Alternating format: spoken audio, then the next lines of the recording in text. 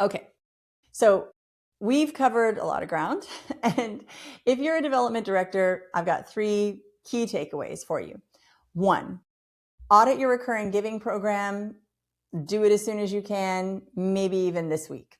Pull your lapse rate, your failed payment rate, your upgrade rate. And if you don't have those numbers, find out why you don't. That's a real gap in the data and the infrastructure that you need. 2, look at your mobile abandonment rate, or your checkout page abandonment rate. Go into your fundraising platform analytics. And again, sometimes this requires setting up an integration or connecting different tools, but you can get there, and you'll want to start finding out how many people started a donation and then didn't finish it. And if that number is really high, then there's something that you need to do with that page.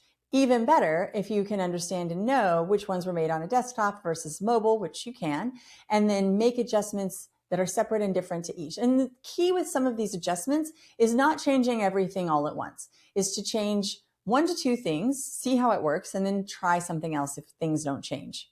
And then number 3, build a recurring giving acquisition goal into your next fundraising plan or strategic annual plan. It's really not a nice to have. It is really key. It's very essential. It is, honestly, it's a primary number that you need to base many of your decisions on. And what percentage of new donors do you want to convert to recurring? One of the things that I've grown, I've started advising nonprofits that talk to us is to put an opportunity to convert to a recurring donor in your acknowledgement to people that make a one-time gift. Sometimes they just didn't have the right vehicle. Maybe you're sending a thank you for their silent auction purchase, and you can put in that one small line, maybe it's even a footer, make a bigger impact, become a monthly donor today. People sometimes just really need the invitation. I don't need to tell my development directors that, but for my board members and executive directors, sometimes that's what we need. And if you're, if you're thinking about if you're at the more like executive director and board member level, I've got a couple of suggestions for you.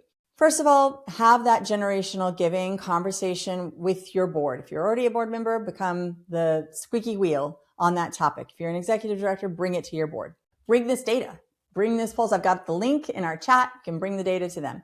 Ask your board, what is the average age of our top 50 donors? That's something that you should be able to get. And if that's, here I am convincing you or making the argument for making your checkout forms really short, great. I absolutely think you should do that. So how do you get somebody's age? Well, that's where our cultivation and our stewardship and all of the work that we can do on the back end, that's where that occurs. If you've got a much smaller donor acquisition list, don't be afraid to look them up on social media, and you can get an age range. That's really all we're looking for, not their exact age. We just need to know, who's under 45 and who's above 60. And that's going to give you so much data. Those 2 groups alone, there's far, far, far more segmentation you can do, but those 2 groups alone really do want different styles of communication. They want the content to be different, and they want the way that you reach out to them to be different. So start having these kind of conversations.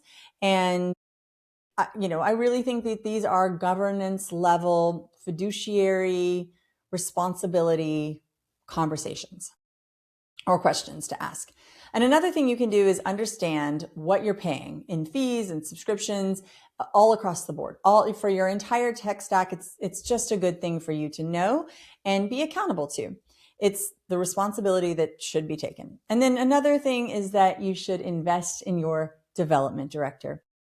The tools, the data, the training, the conferences where they can connect with other people working in this space, the development director is making strategy decisions all day, every day. And if they are doing that without access to what the sector benchmarks are saying and what the data is telling us, then you're operating with a tiny view or a small view of your smaller subset, whereas all of this information, all of this data is looking vastly across every donation and all of the transactions made within the US.